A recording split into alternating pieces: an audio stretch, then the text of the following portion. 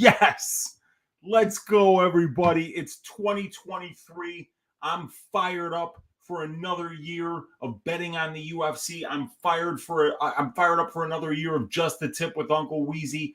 Fired up for another year of Stat Diggers. Fired up for another year of working with the MMA Engine crew and doing probability and God knows what else. I have been working my ass off during the month off, rebuilding my database from scratch so that I can provide distance striking statistics and really basically all of the analytics that UFC Stats already has to offer. I've basically gotten about 2 months into 2021, so I'm going to have the data import done by the end of this week, and I am looking forward to really upgrading the Patreon going forward to not just do the prop template for the advanced stats, but also do analytics that are weight class centric, that are significant strike centric, takedowns, distance striking, everything that the UFC Stats site has to offer.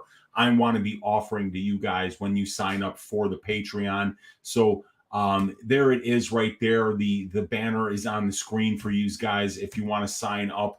$5 a month for the basic stats that you see right here on Just the Tip and Stat Diggers every single week, and then $20 a month for the advanced stats that include the prop template, which has all of the over under analytics and fight goes, fight doesn't go analytics by weight class since 2013 for 3 and 5 round fights. So that you can have an analytics data driven approach to betting over unders as well. So I'm really fired up for what 2023 is going to bring for all of us. This community has been fantastic. You guys have been so supportive of the channel, and I appreciate each and every one of you that watches the show, that hits that thumbs up button, that has subscribed to the channel, that is subscribed to the Patreon, that tails the picks, that rides with us win or lose, and that tunes in for the ass shaving of the week. I'm fired up to go through it all again with you here in 2023. Hopefully have an even better year than we had in 2022. I think I won 38.1 units in 2022 with a 13% return on investment. Definitely a much better performance than the last 4 months of 2021 when I got my ass shaved as I first started tracking bets, but definitely up in the long term. And that's what we want to be, as long-term winning gamblers here. And in order to do that, we got to watch the tape, and we've got to have a data-driven approach as well that understands that the line is the most important thing when it comes to deciding whether or not we're going to bet a fight. And we are going to be betting a whole ton of fights here in 2023. And I can't wait to go on this journey again with all of you guys. Let's see who is in the chat with us here and who's riding with their Uncle Weezy here in 2023. My guy Rob Lawrence, the first in the room, saying, I work super early. As always, we'll watch after, brother. Have a great show. My man, I appreciate you, Rob. Get up early, get that work done, and then we will see you tomorrow at some point, and all the information will be just as relevant then as it is today, as long as no other fights are canceled. We got my guy DFS by the numbers saying, first Oi of 2023. What's up, man? It's good to see you in here.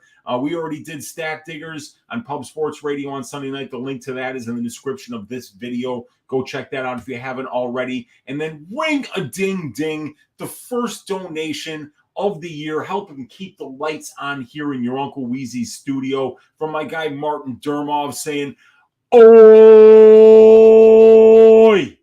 Yes! What's up, Martin? Thank you so much for the donation. Can't wait to ride with you and make some more money here in 2023, beating up these bookies. And we got my guy Kiwi all the way from down under with a $10 Australian donation saying 100%. My guy Kiwi, I appreciate you, brother. Good to see you hanging out in here. And ring a ding ding, another donation for your Uncle Weezy.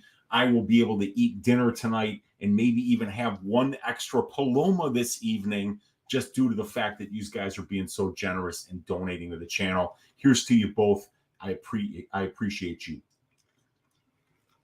We got my guy Bob Spikerman's saying, let's go. Finally, we are back. Good to see you hanging out in here, Bob. We got my guy Lou Betya is in the room saying, oi, not a UFC question, but Weezy, what do you think about Vince McMahon selling the WWE to the Saudi Arabians? This is effectively the end of an era.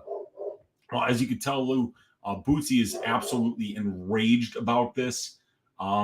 He does not like the fact that this is getting sold to a country that won't allow some of these wrestlers' girlfriends to prance around ringside in booty shorts and a bustier. So I don't know. I mean, how are these girls going to be able to titillate the audience while wearing hijabs? It just doesn't make a lick of sense to me. So I don't know what's happening here, but either way, it is the end of an era. I grew up watching wrestling. I don't watch it anymore, but still, the WWE being sold to the Saudi Arabians is absolutely bizarre.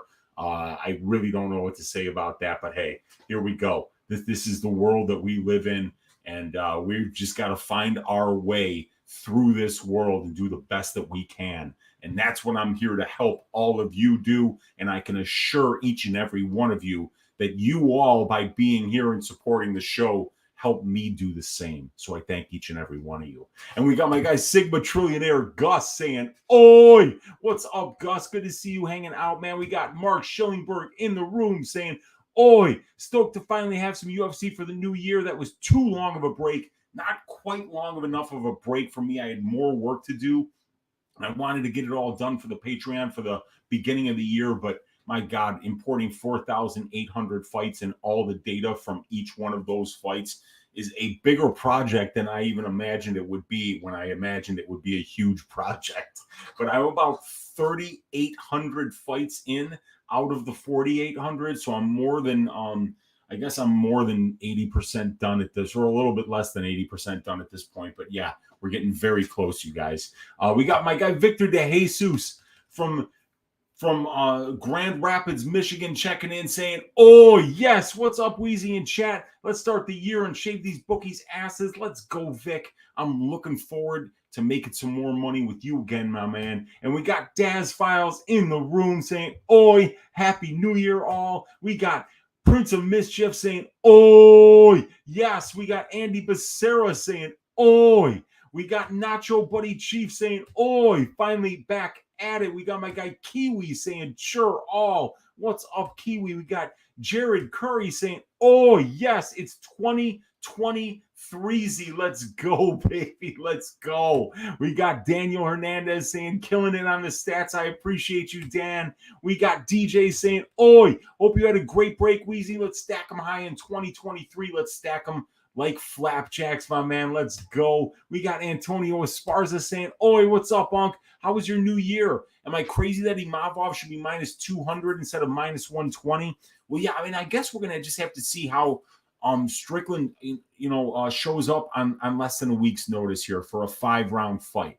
That's going to be interesting. We're going to see, how ready he stays. But that's something that, I don't have any inside information on. So, it makes sense just to lean Imavov because he's such a slick striker, and because even though we've seen guys like Phil Hawes, for instance, have a lot of success just holding Imavov up against the cage, we can't count on Strickland to wrestle or to clinch up or to do smart things, because we know that he's not even willing to do that shit against somebody like Pereira, who literally has no ground game at all. And he stood in front of him and boxed with him voluntarily on purpose. So I can see why anybody that's on Imavov in this spot, there are some narrative issues, there are some fight IQ issues, and there are some size and youth issues that are definitely would lead you to be on that Imavov side. So it's going to be crazy.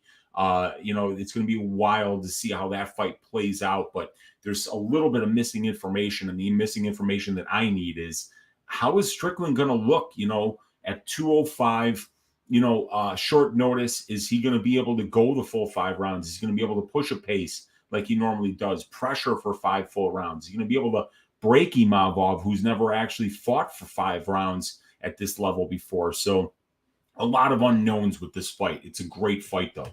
We got Cole Stein in the room saying, oi, what's good, everyone? Feels nice to almost be back. Let's stack them. Let's get it, man. Kevin saying, oi, oi, oi. We got Low T City Ortega saying, Happy New Year, Unc.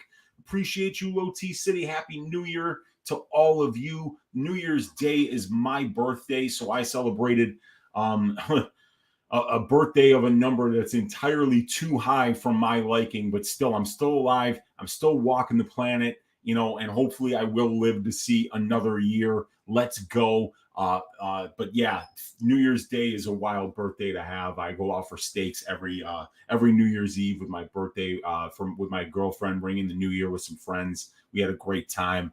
So definitely always a fun New Year's Day for your Uncle Weezy as I lay hungover on the couch and just say it's my birthday. So appreciate you, Low T City. We got Lou Betya saying, if one more fighter withdraws from this card, my sources tell me Johnny Parsons will be the next substitute. Dude, Johnny's got to be banged up, man, because like I said, he pulled out of a fight with Michael Gilmore, which would basically be the easiest, UFC fight that anybody could have at this level. So he must have been really seriously injured to have had pulled out of that fight. So we'll see when we finally see Johnny Parsons, because he's got a contract, but we haven't seen him since he earned that contract due to whatever injury it is that he sustained. We got Corey Mann in the room saying Happy New Year. What's up, Corey? We got Low T City Ortega saying like the stream. I agree 100%. Hit that thumbs up button, everybody. We got DJ saying, Weezy, any comment on the MMA Lock of the Night scandal? Yeah, man, if you say you're going to do something in life, you fucking do it. And that's your name. That's your reputation. And you're only as good as your word. And he let a lot of people down by not paying them for a contest that he was running. And while I know that some of the people from last year have been paid, my guy Gordo, Chicken Dinner, who's a fan of the show and a member of my Patreon, I know that they haven't been paid, and I know that there are several other people who haven't been paid. So I hope that Manpreet, steps up, does the right thing, gets the money out to everybody that he owes money to as soon as humanly possible. And I hope that he does whatever he has to do, however uncomfortable that might be, in order to get these people paid in full and fulfill his obligation to them. So that's my comment on that. I appreciate what Manpreet did for me. He was one of the first people besides Brady to have me on his show. I was on with Martian,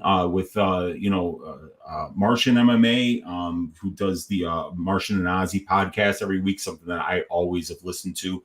And my guy, Jay Shiffy, DFS guy that's a real sharp DFS guy, and I mean, like, that was the first panel show that I had done with anybody but Brady, and Brady got me started. So, it was heartbreaking to see all that unfold.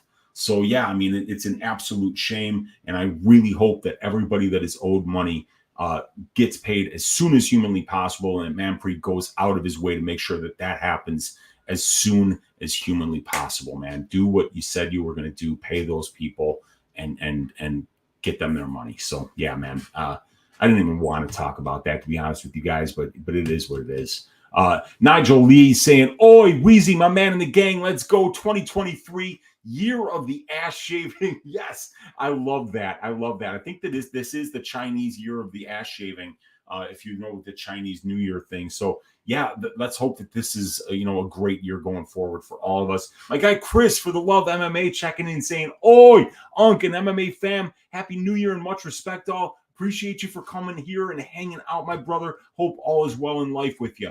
We got Lou Betya saying titillation is key, and it is. And how are they going to properly do that in Saudi Arabia without really angering the people there? I don't know, but I also don't know if they're going to be actually having the events there. So who knows?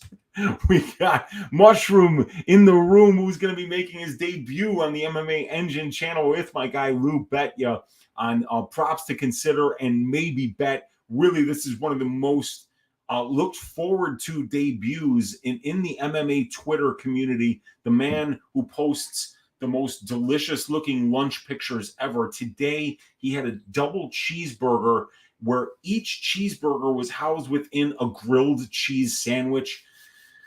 God damn, did that look good. And he's saying, Oh, yes, the uncleest uncle of all uncles. What's up, Weezy? What's up, my man? And ring a ding ding. My guy Go Flamingo saying have 2 extra drinks.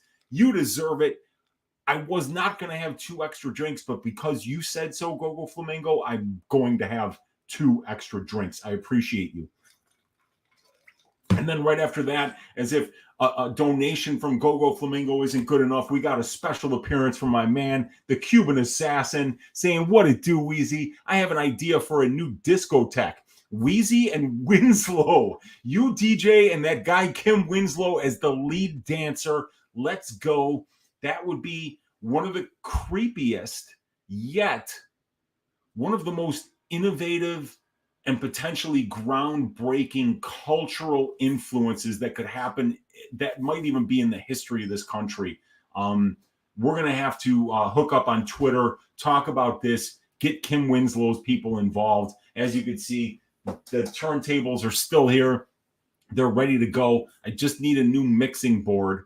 And once I get the mixing board ready, doing that's like riding a bike. And let me tell you something also, you guys, there are a lot of DJs out there that just press buttons these days. I have no buttons. I have 2 turntables. I have pitch control, and I have a Vestax mixer. There is no queuing up. There is no automatically matching the beats. There is my headphones, my ears, and my deft fingers on that board, on those turntables, on the pitch control. I do it the way that your grandfather DJ'd. And those were the best DJs that ever walked the face of the planet. The people that innovated everything in hip hop and in house. Grandmaster Flash, walking in the footsteps of great house DJs like Frankie Knuckles, like Mark Farina, like Miles Maida, like John Curley, who used to be one of the house DJs over at Shelter nightclub before that closed. So I DJ like they do. There's no computer, there's none of that shit. It's just records, vinyl, mixing board, and pitch control. So yeah, man, that would be it'd be nice to see some of the old school DJs do it properly and do it with a fantastic lead dancer like Kim Winslow. That would be awesome, man. We got Martin Durmov saying, being a Bulgarian, I am sad to see I won't be able to bet on Bulgarian this week. Is Bulgarian? Because it sounds like Bulgarian, but that also sounds like an Armenian name with the IAN. But Bulgarian rhymes with Bulgarian, and yeah, you could also just say, yeah, he's the Bulgarian.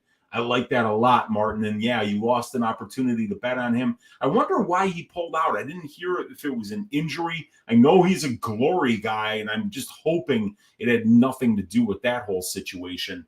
But yeah, I was looking forward to that fight, but now he's got another opponent that we're going to talk about shortly. And we got Go Flamingo saying, what's up, DJ Army? We're going to 10X clink this shit. Let's get it, man. Let's go. And we got Home Wrecking Knee Knocker saying Imavov has bad cardio and made Buckley look good in round 3 because he was running out of gas. Strickland should pull away as the fight goes on. He might, but it just depends on how good a shape he's going to be in taking this fight on less than a week's notice. And only a month removed from his last fight. So very interesting situation. A lot of missing information. You're going to live till 2025 minimum. Don't worry. I plan to go way past that, but we never know what life has in store for any of us. So let's enjoy it while we're here and shave the bookies' asses while we're here, you guys. Antonio Esparza saying, should Eubanks be minus 200 against anybody in the UFC? She's almost 40. It's clearly dog or pass, right, Unk? Yeah, I mean, well, the number means everything. And we're going to talk about that fight as the first fight of the night here. So definitely I will let you know what my opinion on that is, Antonio, as soon as we get started here. We got Strickland round 4 from Mushroom. We got Home Wrecking Knee Knocker saying Strickland is a cardio machine coming up for 170 originally. Yes, sir. I'm not going to say that one out loud. But it made me laugh. Larceny of the Night says Mushroom. Lock of the Night scandal died when his image leave to bury it. Forget it. It's messed up. But what do you expect? We move on. Weezy New Year's B-Day is pretty cool. Happy birthday. Let's kill these books in 2023. Let's do it, man. Come on. Mushroom, yes, that's right, man. That's right. Never mind. Let's move on. Fights to break down. Let's go, you guys. We got Bobby Lee Swagger saying Weezy looking fly. Let's stack the flapjacks. We've got Antonio Esparza saying, Uncle, we have 6 fights with odds better than -300 on the card. What do we do with that? Parlay all of them? No, we'd never do that.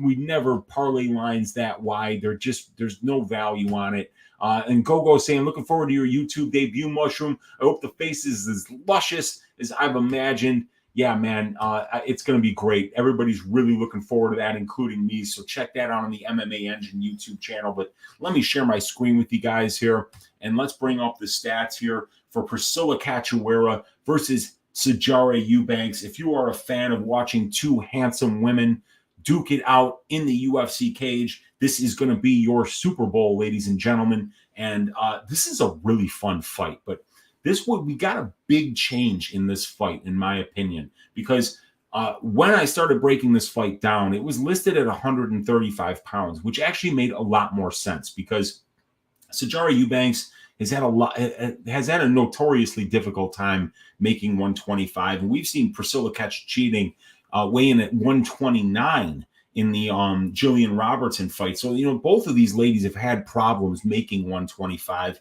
and it seemed like it would be a good idea to have the fight at 135. Priscilla's last fight against Lipski, because it was on short notice, I believe, took place at 135. And Sijara's fights against Kianzad, Vieira, Avila, prior to the Reed and the Gatto fights, they took place at 135. So I thought that this was going to be at 135, but it's at 125. And, there could be potentially both of these ladies having problems making weight here. So I want to, before we talk about this fight, just mention that I'm not picking this fight officially until I see what both of these ladies look like on the scale. But Sijara's 37 and Priscila's 34. It's Priscila who's 3 inches taller, but it's Sijara who has a 2-inch reach advantage here. The experience numbers are pretty similar, but Sijara has about 50 more minutes in the pro cage, and she's got 2 more fights at the UFC level and over 60 more minutes in the UFC cage. Both of these ladies are finishers. 58% finish rate for Cachoeira as a pro, 43% finish rate for Eubanks as a pro, but really it's only been Cachoeira that's been finishing at the UFC level. Sijara has 5 wins. Only one of them is by finish, and it was against Elise Reed, up a weight class on short notice. It really wasn't a fair fight. Elise Reed has no ground game, and Sijara just took her down and mauled her, and that was a first-round finish there. But other than that, Sijara never has finished a UFC opponent. So this is going to be interesting to see how far this fight goes. But once again, I think it's going to be something we're really going to have to see the weigh-ins. This is going to be Cachoeira on the feet, and it's going to be Eubanks on the ground. Sijara's got good stand-up, serviceable women's bantamweight, women's flyweight stand-up. But she is really somebody that is spending a lot of time in control time positions here. 35% control time for, 15.5% control time against. So Sijara's fights are taking place in control time positions more than half the time. And if we look at the specific numbers in terms of how these ladies perform in wins and losses when it comes to control time, in Eubanks' 5 wins in the UFC, she is controlling her opponents 45% of the time and being controlled 7.4% of the time. So about a 6 or 7 to 1 ratio of control time for to control time against in the fights that Sijara is winning. In the ones that she's losing, she's controlling her opponents 25.7% of the time, and she's being controlled 22.7% of the time. So we can see that the fights are still taking place around 50% of the time in control time positions.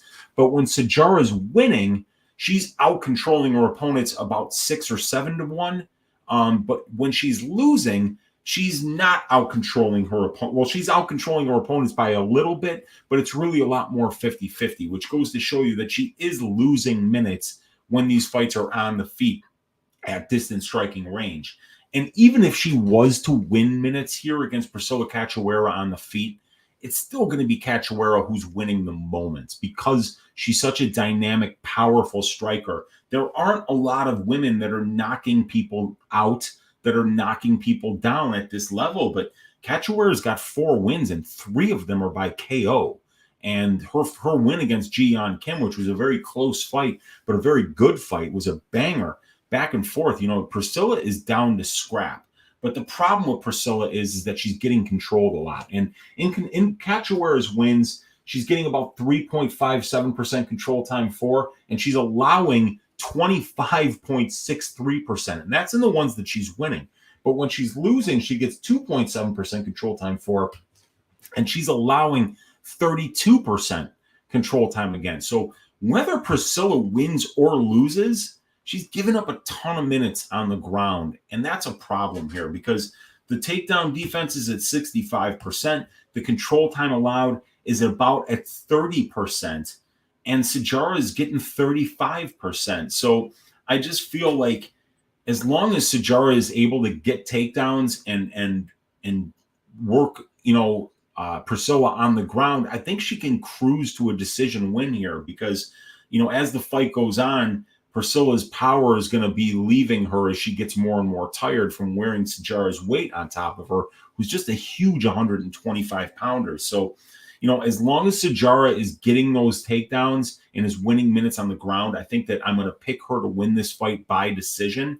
But I really need to see her on the scales because if Sijara, misses weight by a pound and has a really rough weight cut, we have to keep in mind that in order for Sijara to be able to push the pace that she's going to need to push in order to get the takedowns and accrue the kind of control time that she's going to need to accrue in order to make Priscila Cachoeira less dangerous, that she's spending less time standing, less time being pressured by the zombie girl, because that kind of pressure that she puts on her opponents is very exhausting. Also, by the way, we had Priscila Cachoeira here at Team Figueiredo. I just heard she's at MMA Masters now.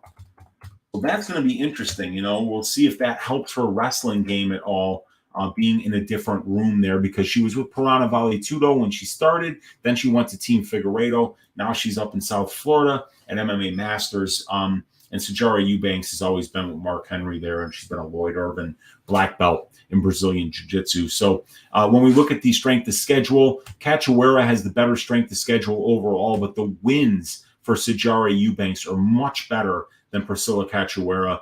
And the losses are better for Cachoeira, but, I like the wins being better for Eubanks here. So as long as Eubanks looks good on the scale, as long as she makes 125 with no issue, I'm going to be picking her to win this fight by decision. But if she looks like trash on the scale and only misses by a pound or two, I'm probably going to be switching my pick to Priscila Cachoeira inside the distance. Also, I want you guys to know that my only tracked bet thus far is the over 2.5 in this fight. This is the prop template that's available for $20 a month on my Patreon.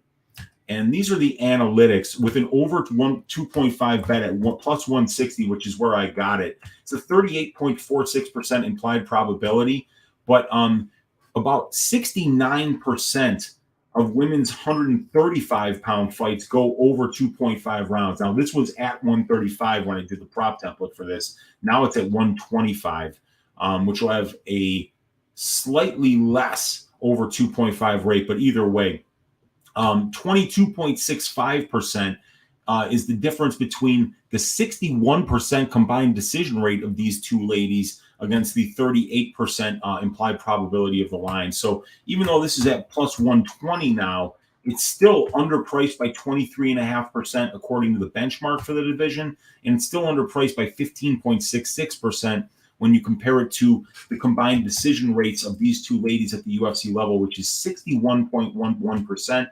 And, Sijara Eubanks' fights are going to decision 80% of the time, and she's only been finished once in her career in 7 losses. So Sijara is very durable. She just got caught with a freak body shot there against Melissa Gatto in round number 3. So, I really do think that this fight is going to go the full 3 rounds, and that the big plus money number for the over 2.5 is a solid bet. I have a 2-unit bet on the plus 160 over 2.5 for this fight. But, you know, I'll be a lot more nervous about that if either one of these ladies look like they're really struggling on the scale.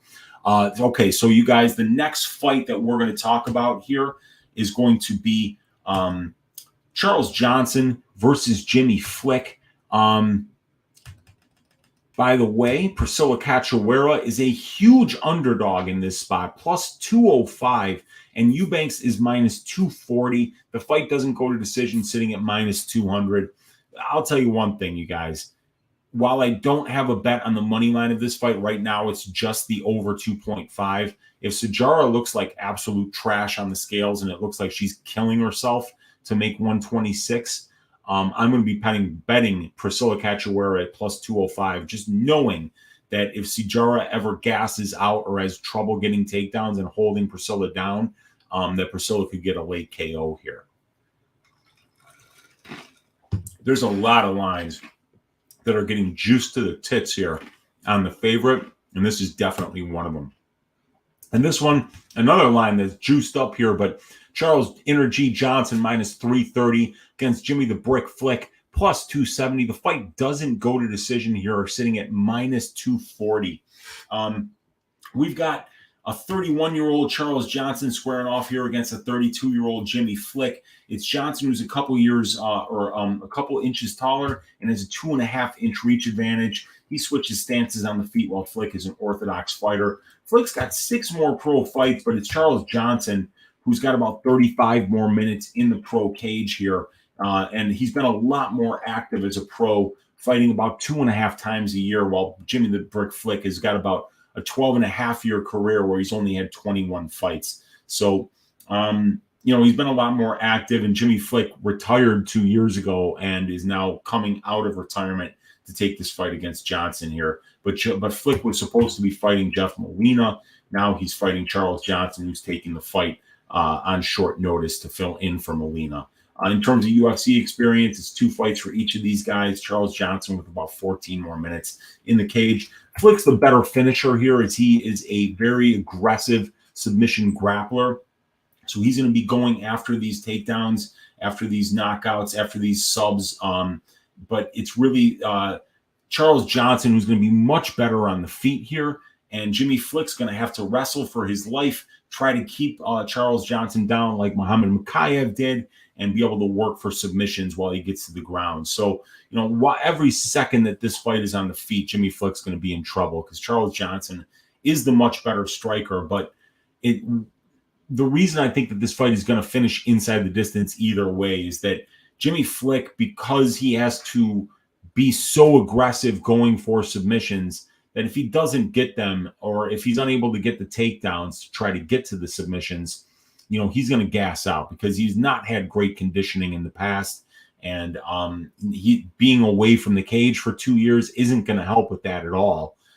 So, you know, I really do think that Flick's best chance is to, you know, dive into the submission grappling efforts early, whether you have to pull guard, try to take his back standing, or get a takedown. Just go for it early while both people are dry, and do your best to get that submission. Because if you don't, Charles Johnson's conditioning is excellent. His striking, while he continuously is switching stances, is going to be difficult for Jimmy to deal with. And when Charles really does start putting it together, when he really does start letting his hands go, he's very, very dangerous. And if you ever do get tired against Charles Johnson, it's a big problem late in fights, because this guy does get better as the fight goes on. His conditioning is not to be messed with. So I really do see Charles Johnson taking over this fight as it goes on. It's not like he hasn't fought Brazilian Jiu-Jitsu black belts before. You know, guys like Mokaev are excellent grapplers. Carlos Mota is a BJJ black belt. João Camilo, you know, he's fought guys that can really grapple. So, you know, this is a situation where Flick is going to be probably the most aggressive submission grappler that he's faced thus far, but also he doesn't really bring the conditioning and the wrestling pedigree to go along with that submission grappling. So I just believe that if Charles fights smart, if he doesn't willingly engage dive into Jimmy Flick's guard, do any dumb shit. As long as he just tries to keep this fight standing at all costs, that, I think starting in round 2, he's going to really start to put it on Jimmy Flick. And we don't have any reason to believe that Jimmy Flick's conditioning is going to be any better after a 2-year layoff, which was not spurred by an injury, but by a voluntarily retiring from the sport, just walking away.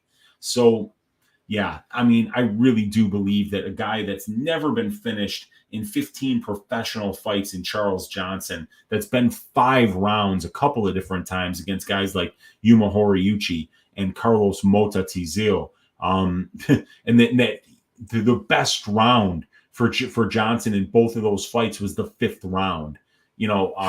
This is a guy that gets better. He's going to be way better conditioned than Flick. I mean, if Flick comes out here better conditioned than Johnson, it's going to be a shock to everybody. Trust me. So yeah, I see Charles Johnson getting this done by knockout, 2nd or 3rd round. And I'm putting the picks here on Tapology for you guys. So right now, the very first pick is Sijara Eubanks by decision, but I am willing to change that pick if it looks like she's had an absolutely ridiculously bad weight cut. And we've seen Cachoeira have bad weight cuts too and miss weight. So the scales are very important in that fight. And then in this one, I'm going to go with Charles Energy Johnson here. And I picked him to win by 3rd round knockouts. But I could see a 2nd round knockout as well. But 3rd round pays more, like my guy Lou Betya always says. So, that's a good one to go with there. And the next fight is going to be Daniel Argueta against Nick Aguirre. Hang on just a second, guys.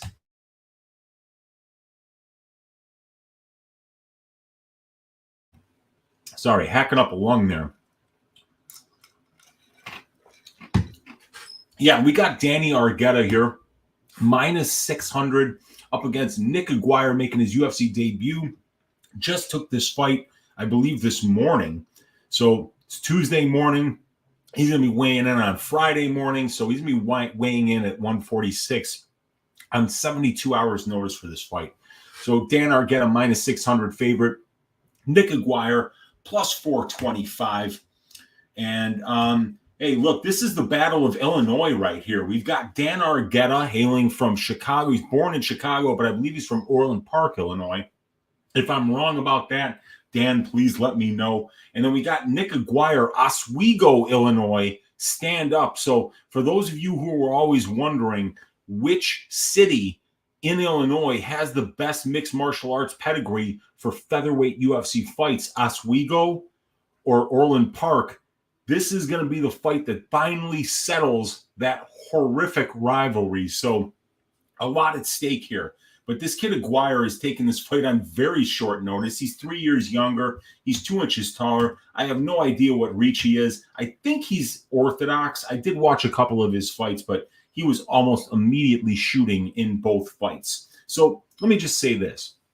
Argueta was supposed to fight Isaac Dulgarian, and Dulgarian is primarily a wrestler who was a can crusher, but who looked really good crushing the cans that were in front of him. And Nick Aguirre seems to be the same archetype of fighter. 7 professional fights, an average fight time of 2.64 minutes for Nick Aguirre, fighting bums on the regional scene. So hang on just a second here. Let me go to the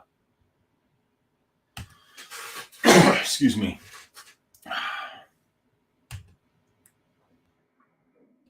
We're going to go to the Tapology record of Nick Aguirre here so you can just see the level of competition that this guy has fought. The best win so far was Brandon Clausen in Coliseum Combat, who's 4-2. Then it's Tyler DeHaven, 2-1. Thomas De Leon, 0-0. Zach Richard, 1-1. Drew Davis Henry, 0-2. Sean Johnson, 1-1. Cody Shev, 0-2. So these are the guys that he's beaten thus far. And then you add to that the guys like Argueta, who's fought Tercios, who's fought Damon Jackson, and then has fought some regional scene competition in Diego Silva, Myron Santos, and Rodney Mandala, who are a lot more experienced than the guys that Aguirre has beaten. In addition to that, it's not really a change in style for what Argueta is going to was planning to see anyway from Isaac Dulgarian. As the fights that I saw from Aguirre, he's basically shooting less than 10 seconds into the round. So this guy's a wrestler. He's a good one. He gets on top and he starts landing ground and pound and looking for submissions. So he's getting in and out of there quickly. He's got an average fight time of 2.64 minutes. He's a wrestler, grappler first. Argueta will be the much better striker here. If he keeps this fight standing, I think he'll be fine. But I mean, I think even if this goes to the ground, we've just seen Argueta in there with much better brand of competition. So I got to go with Dan Argueta here. I'm picking Dan Argueta to win this one by second round knockout. Excuse me.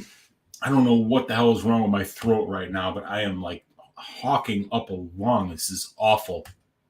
But let's get back to these picks here.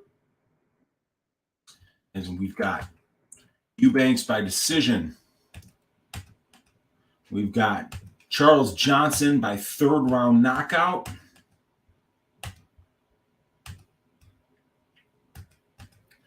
And we've got Daniel Argueta by second round knockout here. But it'll be interesting to see what Aguirre can bring on 72 hours notice. I mean, it's a tall order to take your UFC debut on that short a notice.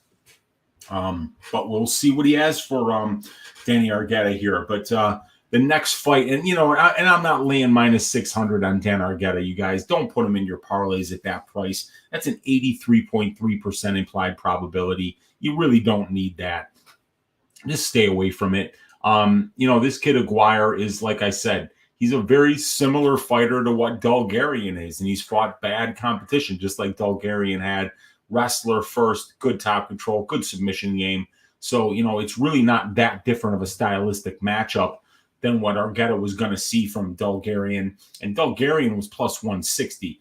Aguirre's plus 425. And Dulgarian was taking the fight on short notice, I think. Or no, he wasn't. But either way, it's still a very, very wide line, and I wouldn't recommend laying that kind of juice on Danny Argueta here, even though I think he does win this fight. All right, next fight is Allan Nascimento, minus 330, going up against Carlos Hernandez, plus 255. Fight doesn't go to decision, sitting at plus 120. So, yeah, this is an interesting fight. So, Nascimento is a guy who has lost 2 fights at the UFC level, but the guys that he's lost to were Raulian Paiva and Sigir Ulanbekov, and both of those losses were by split decision. And then he went out there and beat Jake Hadley by unanimous decision.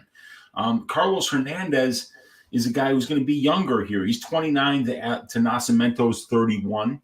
We've got Nascimento 1 inch taller and having a 2-inch reach advantage. I mean, Nascimento is just a huge flyweight here. I have no idea how this guy makes 125 at 5'9" with a 69-inch reach, but he always makes weight and he always looks good and is able to push a pace for 3 rounds in there. So I understand completely why he's the favorite in this spot. He's got 16 more professional fights than Carlos Hernandez. He's got about 150 more minutes in the pro cage in comparison to Carlos Hernandez. And he's even got 1 more fight at the UFC level and 15 more minutes in the UFC cage. He finishes fights at a 79% clip while Hernandez only finishes at a 50% clip.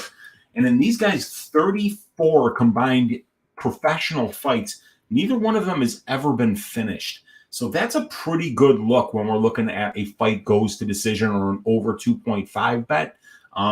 When you got 2 durable guys, you like to see that neither one of them has ever been finished if you're looking for a fight goes bet, because you know that you can count on durability over a large sample size of fights here.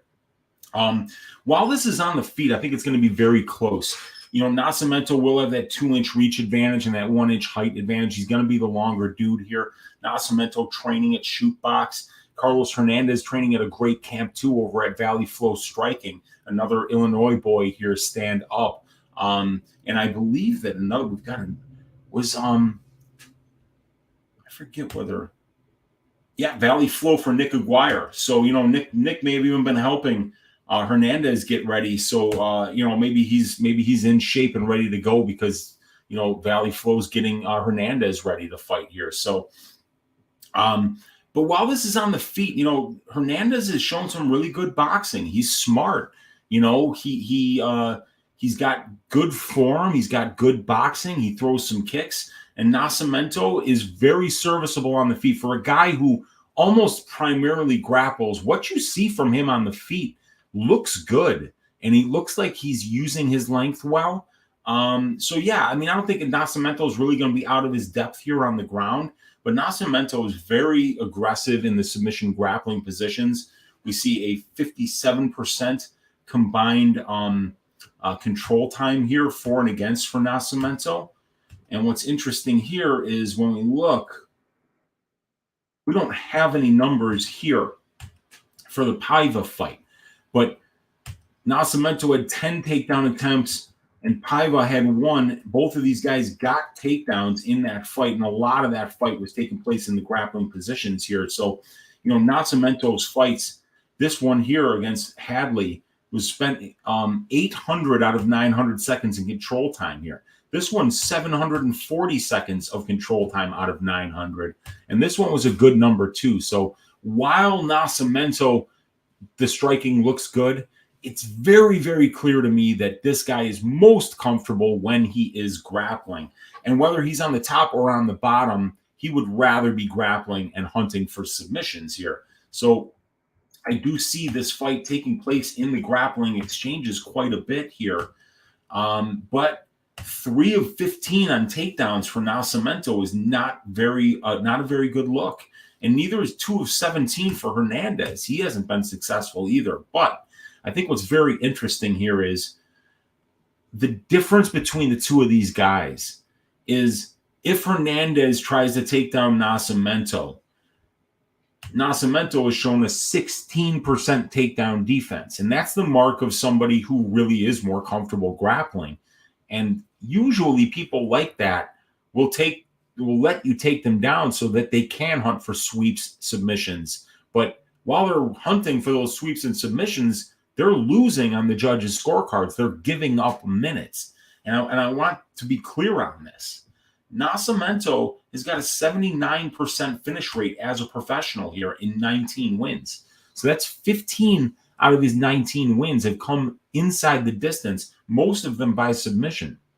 That means that he's got 4 decision wins, but since he's never been finished, he's got 6 decision losses. So this guy's got less than a 500 record in decisions, while Carlos Hernandez has 4 wins by sub and 4 by decision, and he's only got 1 loss in his career, and it was by decision. So Carlos Hernandez is 4-1 in decisions, and Allan Nascimento is 4-6 in decisions. And I think that's because of this inefficiency that we see here. 3 takedowns for, 5 against. 15 takedowns attempts for, only 6 takedown attempts against.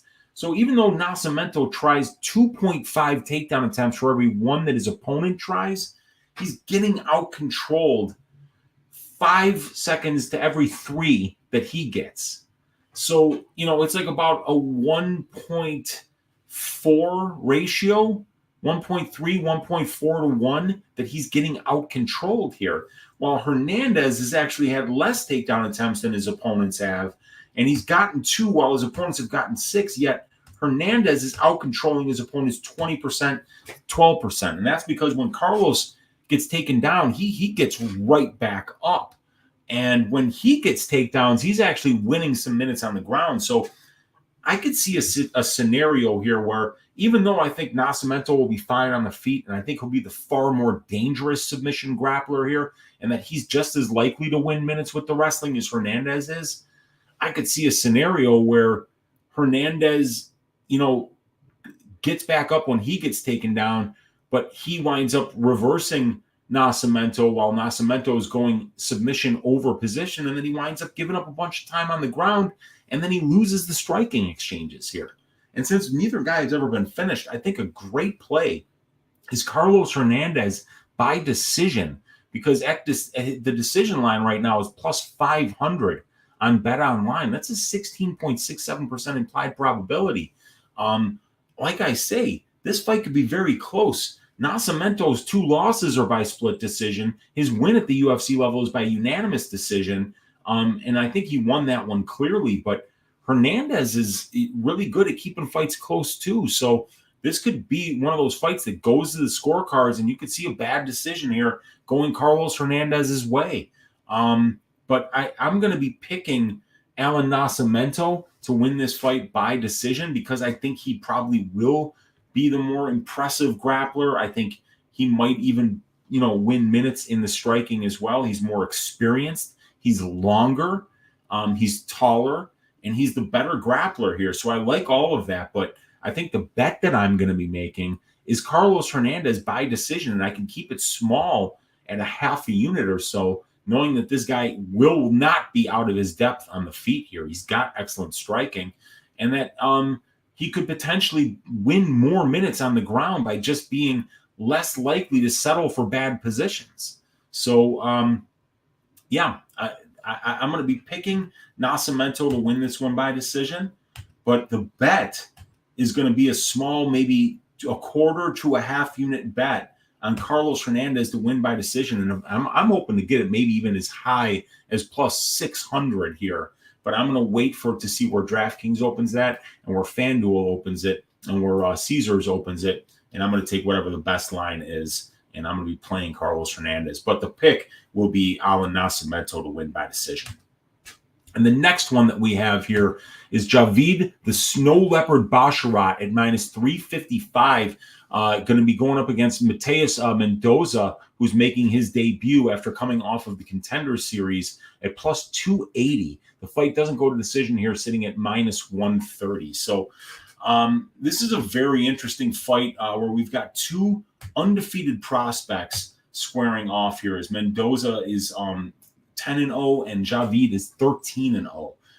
But it's Mendoza who's 4 years younger, but Javid's going to be 3 inches taller, but Mendoza is going to have a 2-inch reach advantage here. So definitely like the youth for Mendoza and the reach advantage for Mendoza here. Javid, 3 more professional fights, 15 more minutes in the pro cage, and he's got a lot more experience at the UFC level with 3 UFC fights in comparison to 1 for Mendoza and about 44 more minutes in the UFC cage.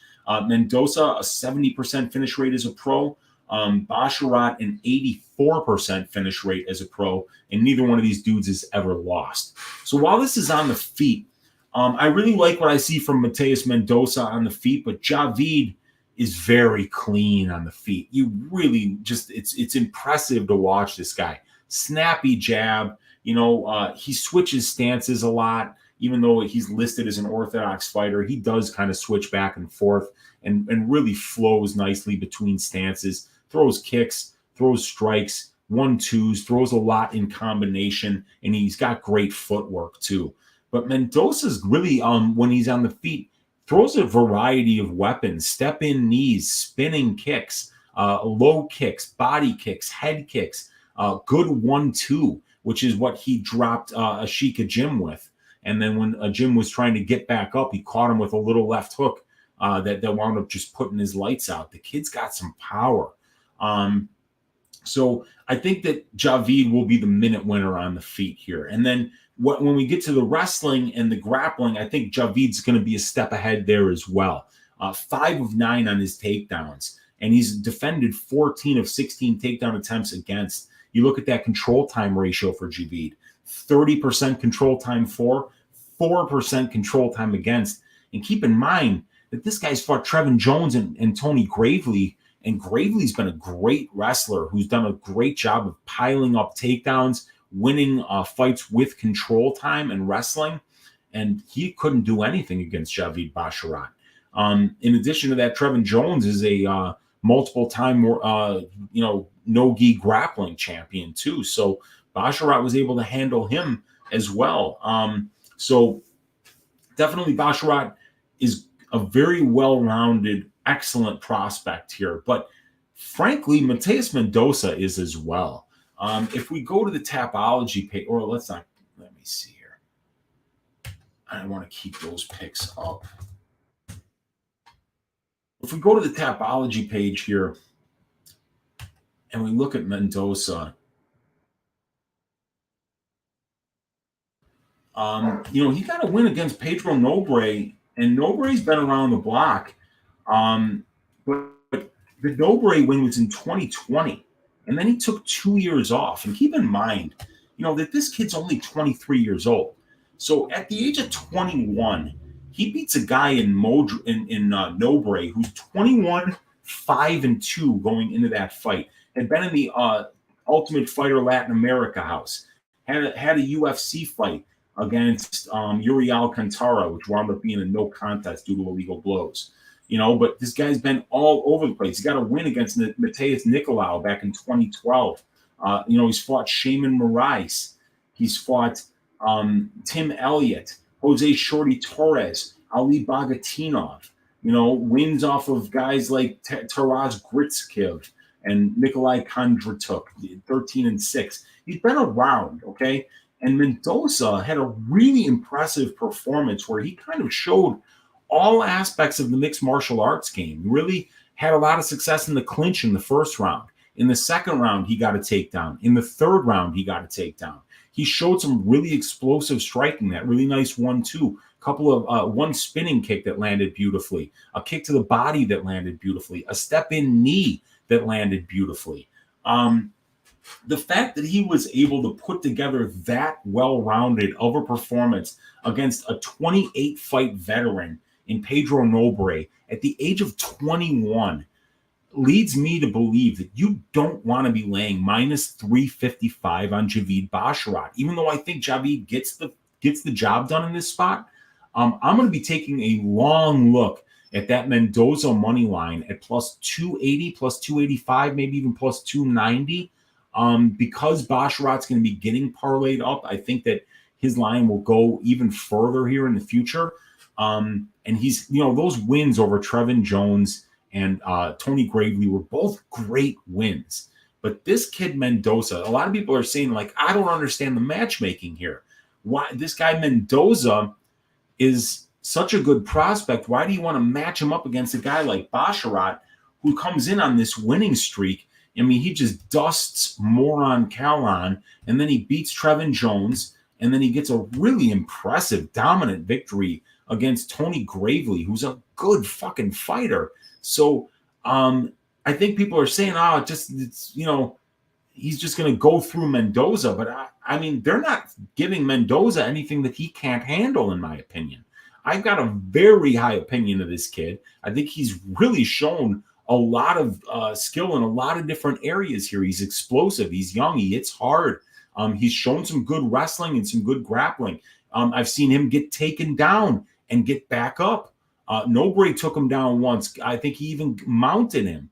And 10 seconds later, this kid was right back up, piecing him up on the feet. Training at Shootbox Diego Lima as well. So him and Nascimento getting ready for this fight. A couple fighters in that camp peaking at the same time here. So I'm going to be looking at that Mateus Mendoza money line, you guys, plus 280, plus 285. That kind of implied probability is, about 26%. I think it's worth a shot. I think you're going to be surprised how good and how well-rounded and how complete this kid's game is at only the age of 23.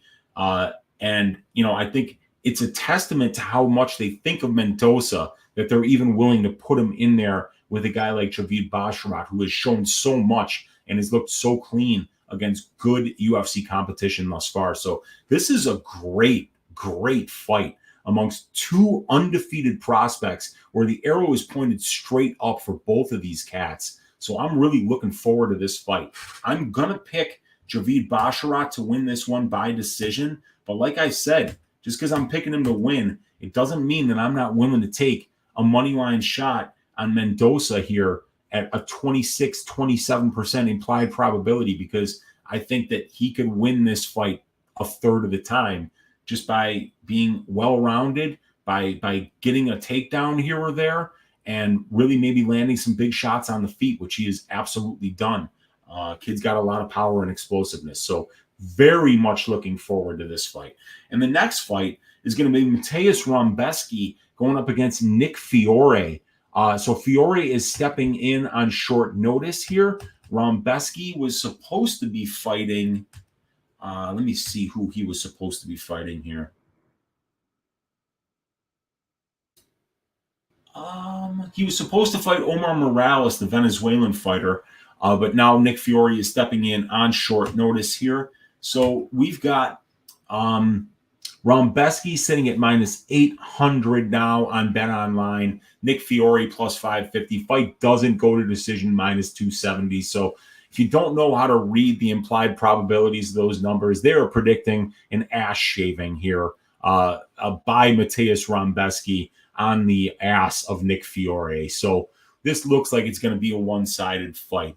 And, when you go and you watch the tape on this Rebecki kid, and when you look at the record on Rebecki, there's a lot to like.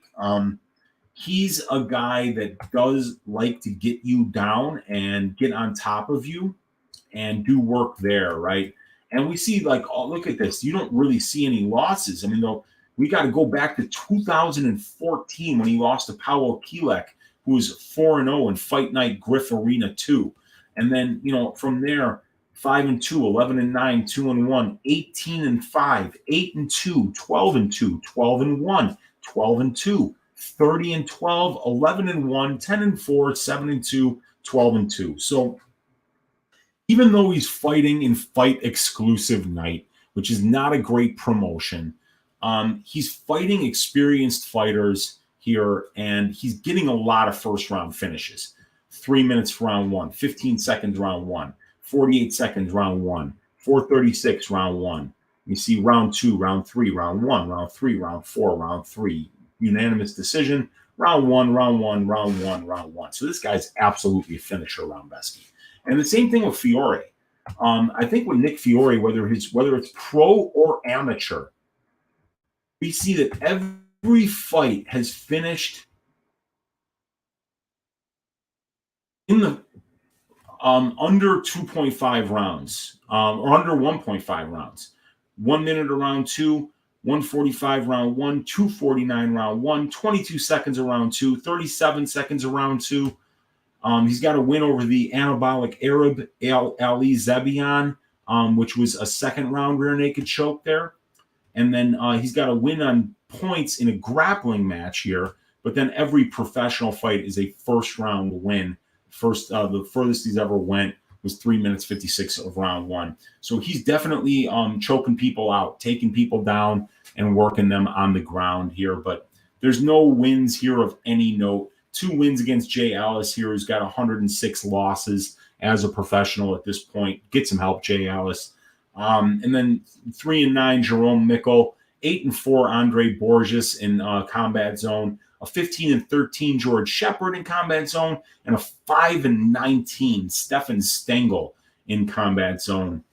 So, yeah, he just really hasn't faced high-level competition. And even though the records of those guys that Rebecki has faced on the Polish regional scene are a little bit deceiving, these guys are not great competition either. Don't get that twisted. He still has fought much better competition than Fiore. And when you look at Rebecki's his process, he uses his striking to set up his grappling, and he really knows who he is as a mixed martial artist. He's short for the division. Fiore's 5'11", but Rebecki's 5'7" here. So he's short for the division, but he's a southpaw. He comes in with that big overhand left, and either it lands and knocks you down, or he misses by a mile, but then he falls into your hips and then takes you down, gets on top of you. Dude's built like a fire plug. Fantastic ground and pound. Excellent submission game as well. As he's got 38% of his wins by sub and 50% by knockout. But he's just fantastic at getting people down and punishing them once he gets them there. So I like Rebecki to win this fight. This is going to be a big step up in competition for Nick Fiore on short notice, under the bright lights, first card of the year for the UFC. So, yeah, I do love what I see from Rebecki here. And in that first fight, 3 minutes of cage time, he gets 2 takedowns, 87% control time, and finishes the fight via submission. So definitely like Rebecki to do the exact same thing here against Nick Fiore. And I'm going to pick Rebecki to win this one by second round knockout. So I've got Javid Basharat winning this one by decision, and then Mateus Rebecki, Poland, stand up, winning this one by second round knockout here. All right. And then the next fight is going to be a guy that all of you who are fans of the show know that I have a history with. One Abdul Razak Alhassan, Judo Thunder, going up against Claudio Ribiero. This is a great fight. It's a fun fight, man. But I've had a really hard time with Abdul Razak Alhassan.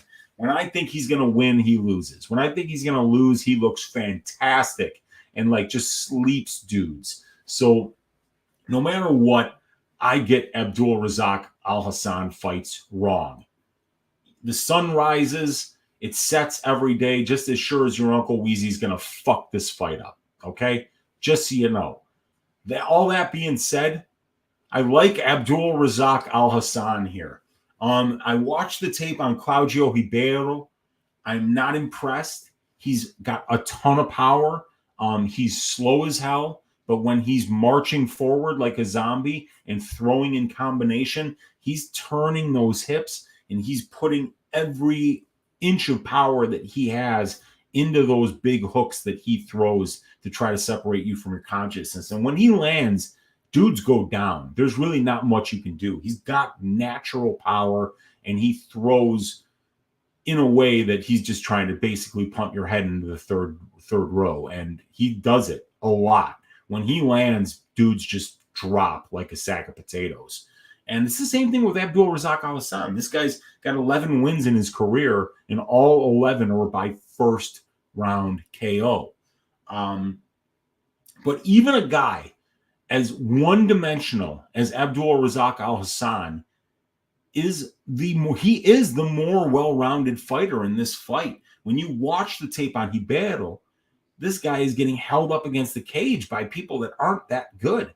He's getting taken down and worked on the ground by guys that aren't that good. And the fights where he looks the best is when somebody will just stand in front of him and, kind of they'll allow themselves to get marched down, put against that cage. And when Ribiero does start walking forward, he brings his feet with him when he does strike. And if he gets you backing up against that cage, he's probably going to finish you. And it's the same exact thing for Abdul Razak Alhassan. But I think what the big difference is that if Abdul Razak Alhassan wants to make this fight difficult for Ribiero, if he wants to take Ribiero where he's the least comfortable, Abdul actually has the skill set to utilize what is Ribeiro's biggest hole in his game, and that's clinch control. He can be controlled in the clinch, and judo players are great in the clinch. And we've seen Abdul Razak Alhassan get some throws when his hips are in close, when somebody's back is up against the cage here. And if Alhassan comes out here from the bell and is the one to pressure, is walking forward, I think he's going to get Ribiero walking backwards. And then either he's going to land the big shot to knock him out, or he's going to get his back up against that cage where he can either knock him out with a big shot, or B, get into that clinch where he can win minutes up against with Ribeiro's back up against that cage, and then potentially get those judo sweeps, trips, reaps, throws that you can get in there in the clinch positions in order to get takedowns and potentially win some minutes on the ground here. As Hassan has got 5 UFC career takedowns and almost 11% control time, so he can do a little bit of that. But, this 52% takedown defense and the 36% control time that Abdul Razak Alhassan yields here is not going to be a problem for him in this fight. So I do see both of these guys probably getting the fight that they want, but if one guy doesn't get the fight that he wants, I think it's going to be Ribiero. I think that Abdul has just got more ways to win this fight. Abdul has fought the better brand of competition here, but it's Ribiero who's 7 years younger, 3 inches taller, 4-inch reach advantage here, and both of these guys have got sick power. But Abdul Razak Alhassan has faced the better brand of competition. He's been the better grappler, and he's been just as good of a finisher, as they both have 100% finish rates.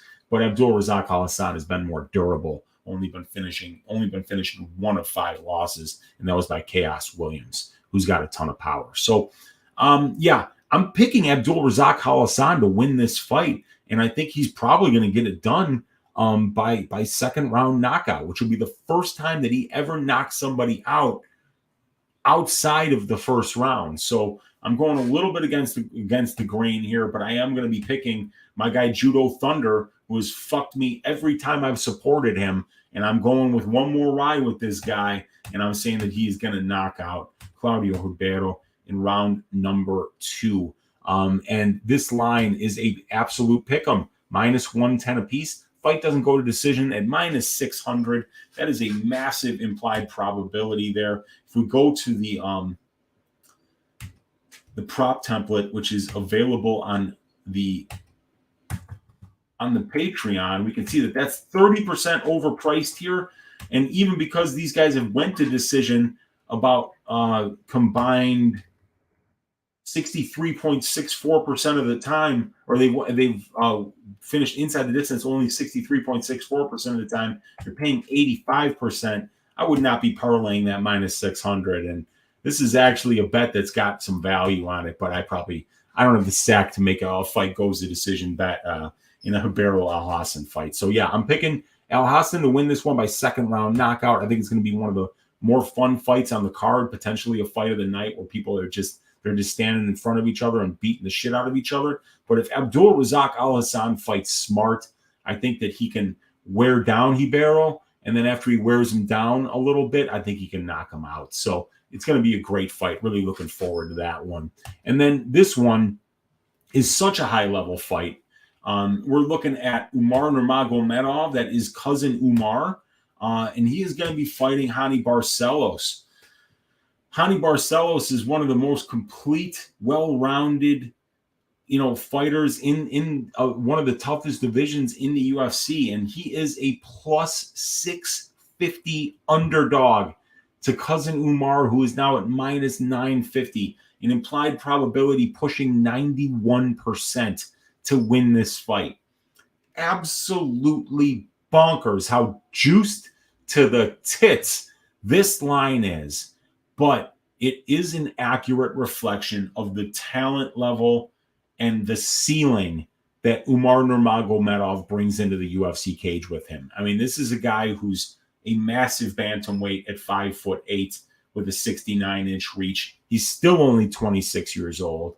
He's got some of the best kicks in the division. He kicks, like a seasoned kickboxer, but he also brings a suffocating Nurmagomedov-esque wrestling game with him. He dominates in every aspect of mixed martial arts. And we just really haven't seen him tested yet. This guy is on a completely different level, and he's making it look absolutely easy in there. But if he makes it look easy against Hani Barcelos, we might as well just put him in the top 10 and say this kid's going to be fighting for a championship in 2 fights. Because if he goes out there and just destroys a fighter the quality of Hani Barcelos, then I think it's just a foregone conclusion that what this guy has already done at this level is just an accurate reflection of what he's going to do the higher he climbs up the ladder here. So, yeah, 9 years younger, 1 inch taller, 2-inch reach advantage. And he's really not even at a big overall experience disadvantage here to Hani, as Hani's only got 5 more professional fights and about 60 more minutes in the pro cage in comparison to Umar here. And he's got 5 more UFC level fights as well, and about 80 more minutes in the UFC cage. So Barcelos does have an experience advantage here. You see Barcelos finishing 50% of his UFC wins, Umar Nurmagomedov finishing 67% of his UFC wins, and Barcelos has only been finished once in his career and never at the UFC level, and Umar Nurmagomedov has never lost. And you see Nurmagomedov doing like this Islam Makhachev, Khamzat Chimaev shit, where he's landing 4.35 significant strikes a minute and absorbing 0.37 per minute. He has absorbed a total of 10 significant strikes in 3 UFC fights and almost 27 minutes in the UFC cage. So an 85.5% striking defense, and he's out-controlling his opponents 56% to 0.87%.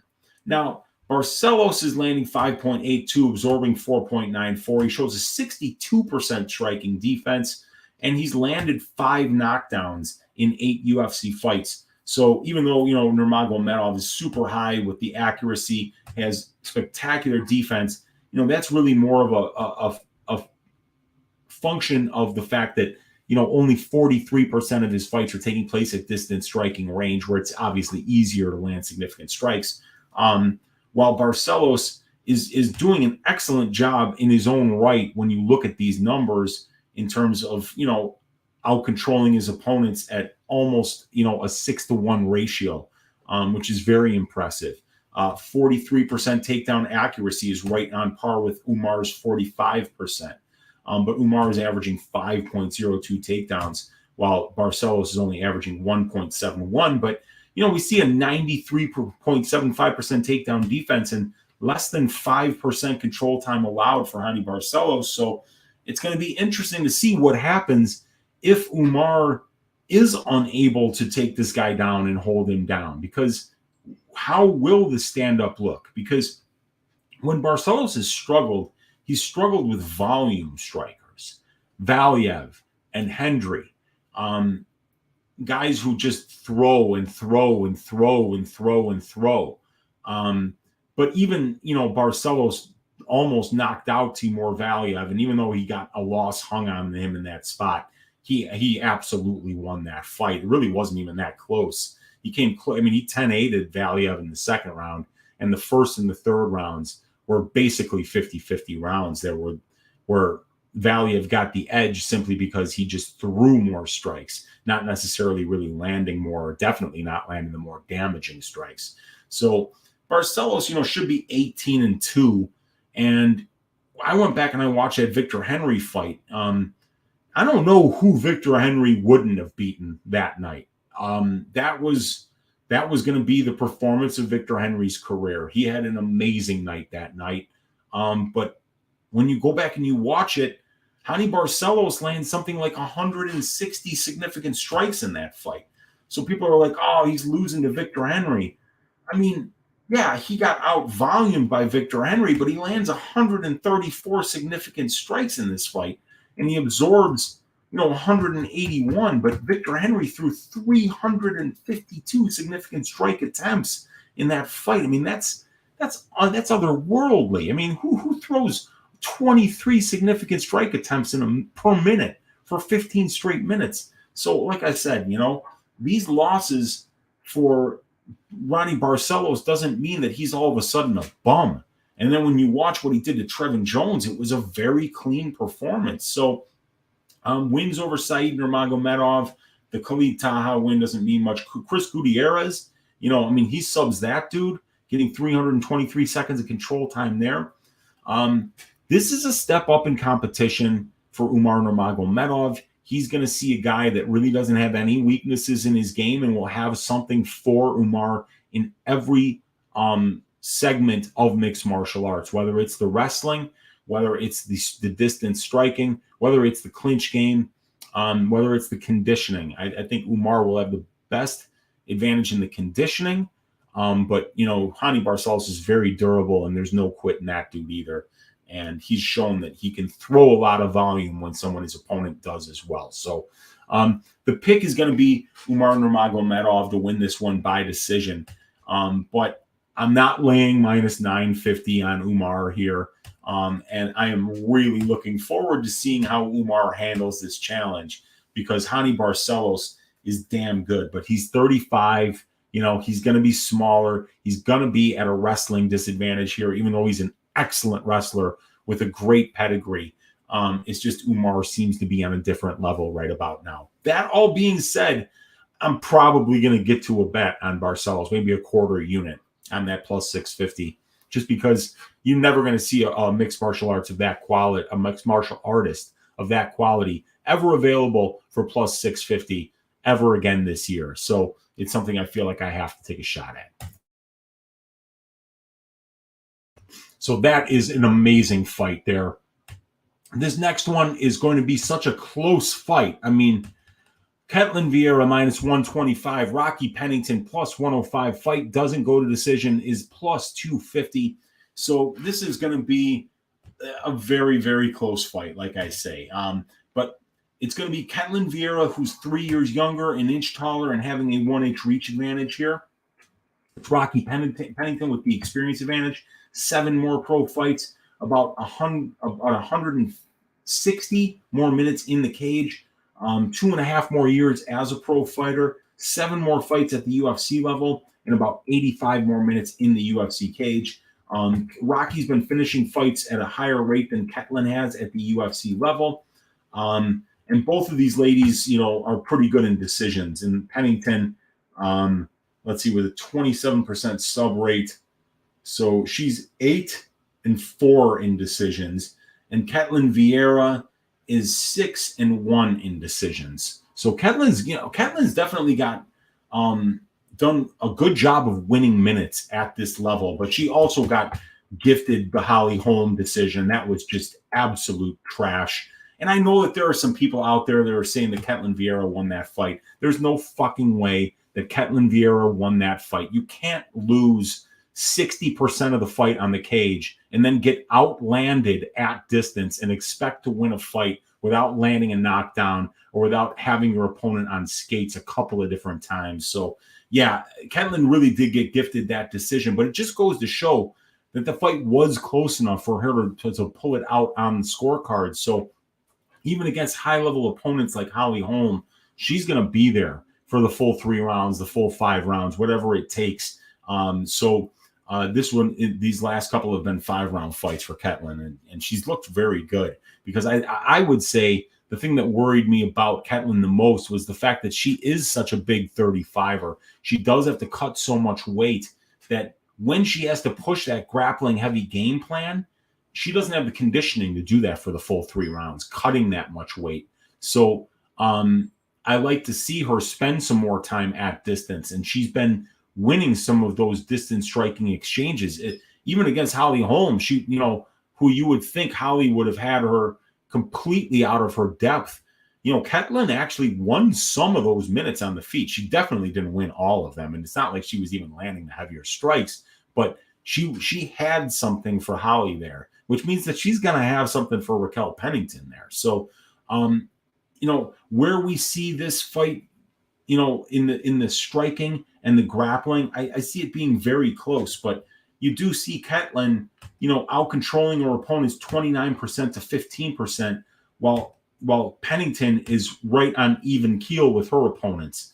But we see 53 takedown attempts, 452 against for Pennington. So these numbers show that Pennington's efficiency is right there in the meaty part of the curve. But, Ketlen, 35 takedown attempts, her opponents have attempted 26, but Ketlen's showing 92% takedown defense, and she's getting her takedowns at a better clip than what Raquel is. So that efficiency number for Ketlen is just much better than Pennington.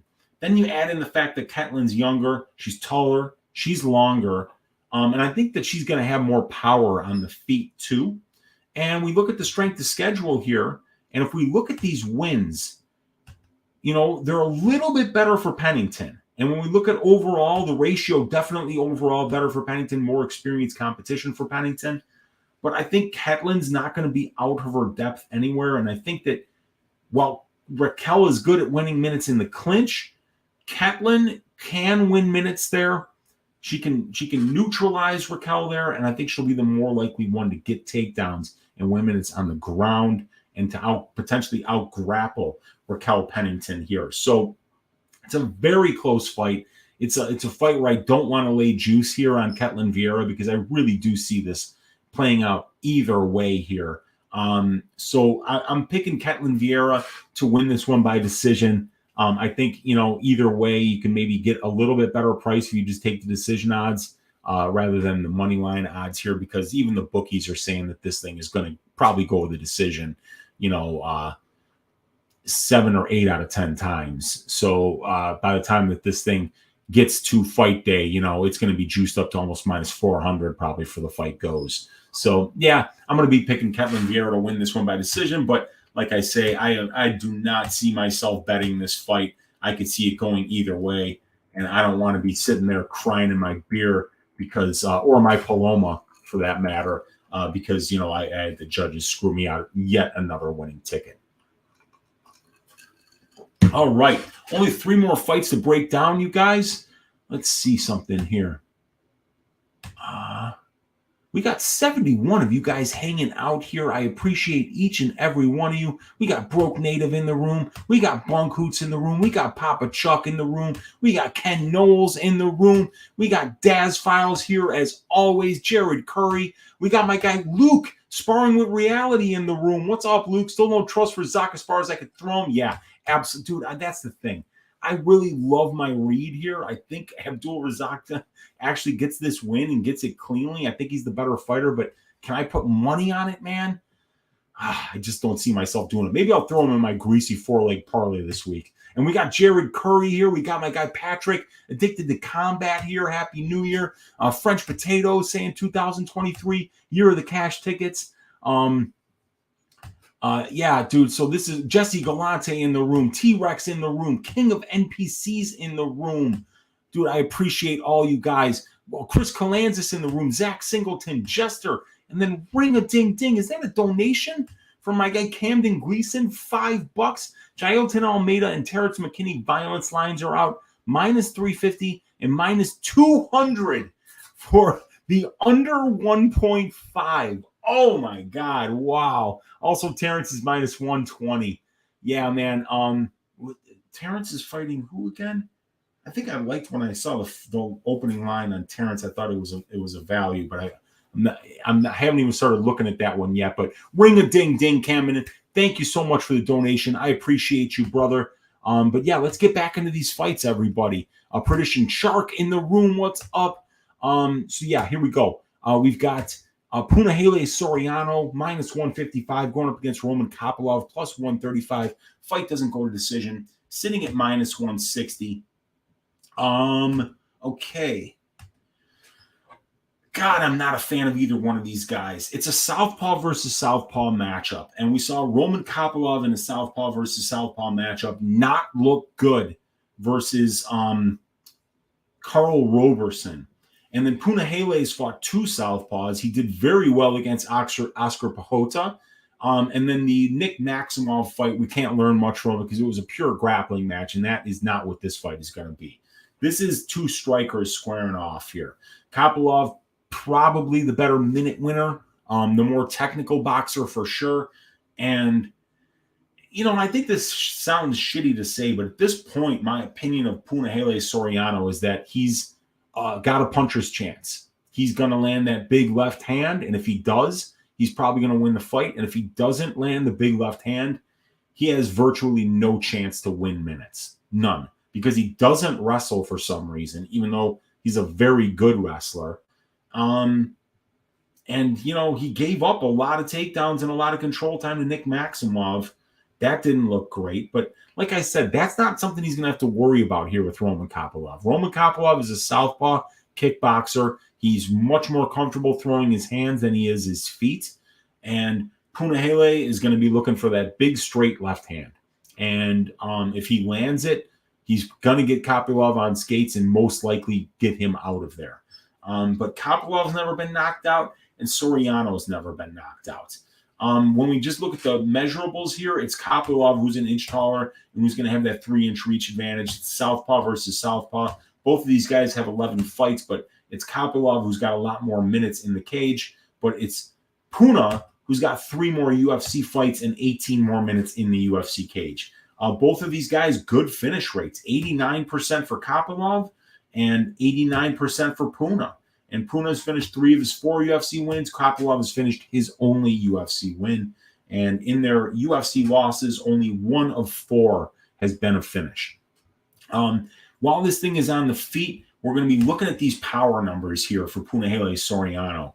1.28 knockdowns per 15 minutes, and he's landed 5 UFC knockdowns in only 6 fights.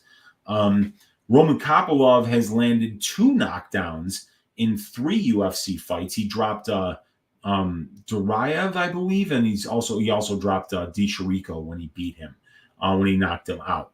Soriano will be the better grappler in this spot, but Kopylov has excellent takedown defense. Very interesting. When I went back to go watch that Duraev fight, I forgot what had happened because the what happened was Duraev had a big second round. He got a takedown, he got to mount, and he came very close to finishing the fight.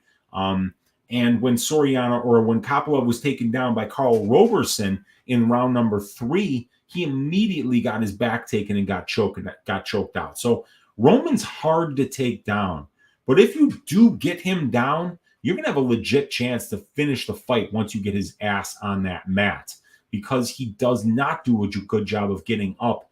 And he will let you stay there for as long as you want to stay there. And he could potentially give up a submission or a ground and pound knockout.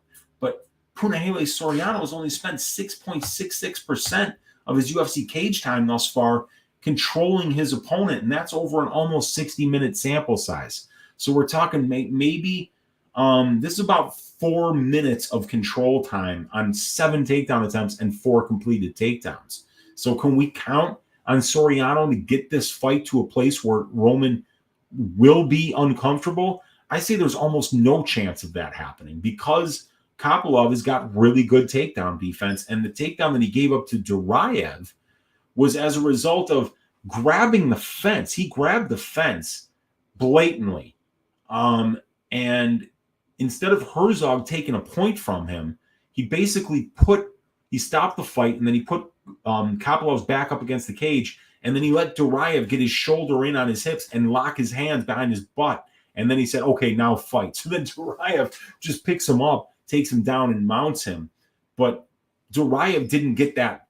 He didn't chain those takedown attempts together and get it. He got it because Herzog penalized Kopylov for grabbing the fence and then put them in a position where Kopylov would definitely get taken down by Duraev. So while this is on the feet, I think that this is basically 50-50. It's going to be the big left hand against Punahele Soriano against the much superior, faster technical boxing of Roman Kopylov.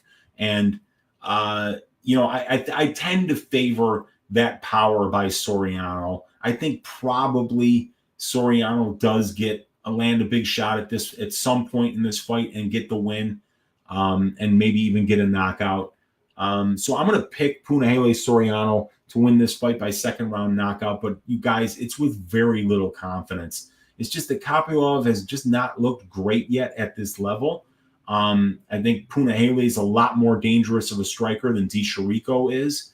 And if Soriano can get some wrestling going, can get Kopylov down, put him on his ass, I think that he will have a lot of success on top.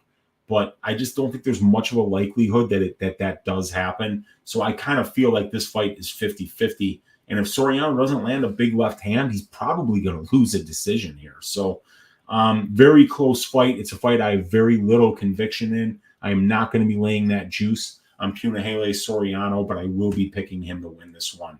And I'm going to pick him to win it by second round knockout. All right, and then that brings us to Dan 50K Ige going up against Damon Action Jackson. My God, what a great fight this is. I am really looking forward to this. It's Ige who's 3 years younger, but it's Damon Jackson who's 4 inches taller. These guys have both got a 71-inch reach, and it's a switch stance fighter in Jackson against an orthodox fighter in Ige. Damon Jackson with the experience advantage with 7 more professional fights, but it's actually Ige who's got about 40 more minutes in the pro cage.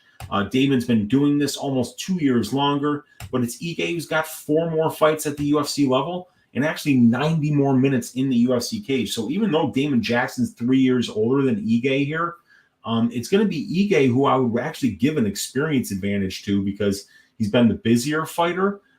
He's got more minutes in the pro cage. He's got more UFC fights, and he's got 90 more minutes in the UFC cage. Although Damon Jackson, in between his first and second UFC stints, was fighting high-level competition on the regional scene. We've got 2 guys that are good finishers here. Ige with a 60% finish rate overall, but Damon Jackson with an 86% finish rate overall. Damon has finished 3 of his 5 UFC wins, and Dan has finished 4 of his 8 UFC wins. Damon Jackson has been finishing all 4 of his pro losses, and Dan Ige has never been finished in any of his 6 pro losses. So while this fight is on the feet, I think it's going to be close. Dan Ige will definitely be the more powerful striker. He definitely is a guy who closes that distance and throws bombs. And Damon Jackson is a guy who has absorbed only one knockdown at the UFC level, but he has been knocked out twice. And that one from Ilia Topuria was absolutely nasty. But while this is on the ground, I think it's going to be Damon Jackson is going to have a big advantage here. So, and I like Damon Jackson's striking. It's very awkward. It's very herky-jerky. He catches people by surprise. The Sabatini fight is a great example of that, of just catching him with that up kick, seeing that it just startled Sabatini. He blasts him with a right hand, gets on top of him, and then works towards the back, goes for a submission, almost gets it. Sabatini rolls out of it, but gives up his back. He flattens him out, and he finishes him. Damon is looking really good right now. He is white hot. He's on a 4-fight winning streak here, and he was actually looking good against Topuria before Topuria landed that big shot. But Dan Ige, man, has he been fighting the level of competition that's just absolutely nuts here. Calvin Kattar, Gavin Tucker, the Korean Zombie, Josh Emmett, and Movsar Evloev are the last 5 names. So when we look at the strength of schedule here, we see a much better ratio for Dan Ige, and we see more experienced competition. But when we look at the wins, they're about the same. You know, I mean, Ige's beating about the same level of competition that Damon Jackson is. You know, we can look here at the wins. We could see the Gavin Tucker win 4-2. The Edson Barbosa win was a split decision that a lot of people thought he lost. The Mirsad Bektik fight was a split decision that a lot of people thought he lost. Kevin Aguilar, Danny Hendry, Jordan Griffin, Mike Santiago, and Luis Gomez. You know, so 34-31 record amongst those guys, and the best wins against Barbosa and Bektic could have went either way. And then you go up here and you look, or you go down here and you look at Damon Jackson's wins.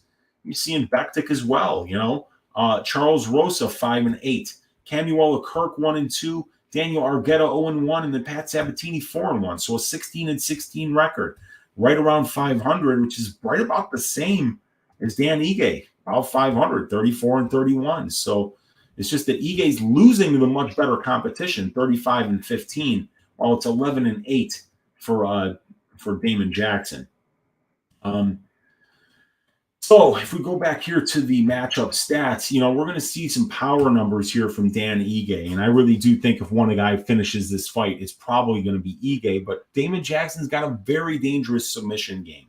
So, you know, we can't rule out the possibility that, you know, while Dan Ige is a very tough guy, very durable, you know, all brains need blood flow. And if Damon Jackson gets a rear naked choke here, he's going to have to tap. You can't tough guy a choke, as my guy Liam Picks Fights likes to say. So, yeah, we got Dan here who's landing more significant strikes than he absorbs. Damon absorbs more than he lands. Ige's got better striking defense. He's got better striking accuracy. But down here, you know, this is what I worry about. Almost 50% control time for Damon Jackson. And you got a guy in Ige here who's giving up almost 2 takedowns per 15 minutes and allowing almost 20% control time against. You saw Movsar Evloev just get pretty much takedowns whenever he wanted them. And Damon's got good wrestling and really good scrambles. And once he gets on the ground and gets in position, he can win a lot of minutes there. And his pressure, his forward motion, his herky-jerky striking, I think can also be a problem here for Dan. And when you line up those wins against each other, they're very, very similar for both of these guys. But I don't think Ige is going to be that much better of a striker than Damon Jackson in comparison to how much better of a grappler and minute winner Damon Jackson's going to be on the ground in comparison to Ige here. So my pick for this fight is going to be Damon Jackson to win this one by decision. I think that if he ever doesn't like how it's going on the feet, he can start the grappling exchanges here. He's getting his takedowns at a 40% clip. He's averaging 2.62 takedowns for 15 minutes. He's active in submission attempts when he gets fights to the ground. And over an 80-minute sample size and 9 UFC fights, this guy's winning 50% almost of the minutes of his fights in control time positions, and he's winning about 2.5 to 1 ratio. So, I mean, if I take, let's see, I don't have my damn calculator, but I think I'd say he's winning. Yeah, he's winning about over 70% of the control time positions that he's in. So, as close as I think it's going to be on the feet, I think Damon Jackson is going to make the difference in the grappling here and get his hand raised. So, yeah, Damon Jackson is the underdog here at -104, Ige -116, and the fight doesn't go to decision, sitting up at +120. Great fight. Really looking forward to this one. But the pick is going to be Damon Action Jackson to win by decision. And if you're ever looking for some inspiration in life, go watch the Damon Jackson-Pat Sabatini fight. This guy had just lost his brother the week of that fight. And with his family there grieving, he goes out there and he finishes a guy in Pat Sabatini who was on a massive winning streak and was a big favorite in that fight, like a -200 favorite. And Damon Jackson not only won the striking exchanges, but once that thing got to the ground, he showed how dominant he was there against a BJJ black belt stud in Pat Sabatini. And he did it less than a week after losing his brother. What an inspiring performance by Damon Jackson. I don't know how you can't be a fan of this dude. Seems like a cool guy, and that was coming off a hell of a win here. And I think he's going to keep it going. I think he's going to get this win here against Dan 50K Ige. It's a hell of a co-main event. And then we got the main event here. A guy in Sean Strickland, who, like a guy that he trains with in Chris the Action Man Curtis, never turns down a fight.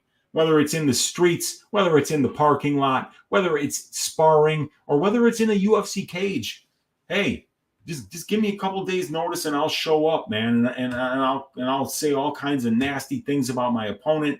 There's going to be another, back-to-back main event appearances here for Sean Strickland here. So this is fun. I'm really looking forward to this one. Now, this is the only one I didn't have time to look at because this just got changed as well. But let's talk about it. Nasruddin's 4 years younger.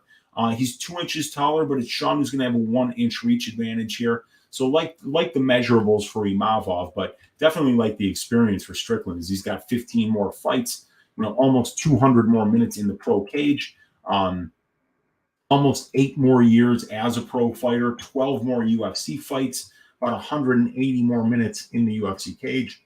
So, Strickland's got a lot of experience here. Finishing 33% of his UFC wins. Imavov finishing 50%. Imavov is only been finished by submission in 33% of his pro losses. And Sean Strickland's been knocked out twice in 5 losses. Once by Elias Santos at 170, and once by the current champion, Alex Pereira, at 185. So while this is on the feet, it's going to be interesting, because Sean's a great minute winner. He pressures. He's got a great jab. He walks forward, and he makes people uncomfortable. And he's shown that he can be in there with really good kickboxers like Krzysztof Jotko, Uriah Hall, Jared Cannonier, and not be out of his depth with any of them. And in fact, really kind of put it on Jotko and Hall. And Cannonier was that fight was just a 50-50 fight. Very, very close. Somebody had to win, and it wound up Cannonier that got the nod there. But that was a very close fight. So this is admittedly a step up in competition here for Nasruddin Imavov. You look at the ratio overall, 2 for Strickland, 1.5 for Imavov. More total fights for Strickland. You look at the wins, better in ratio and total fights for Sean Strickland. The Strickland significant strike differential here is very good, just like Imavov's is. He throws more volume than his opponents, just like Imavov does.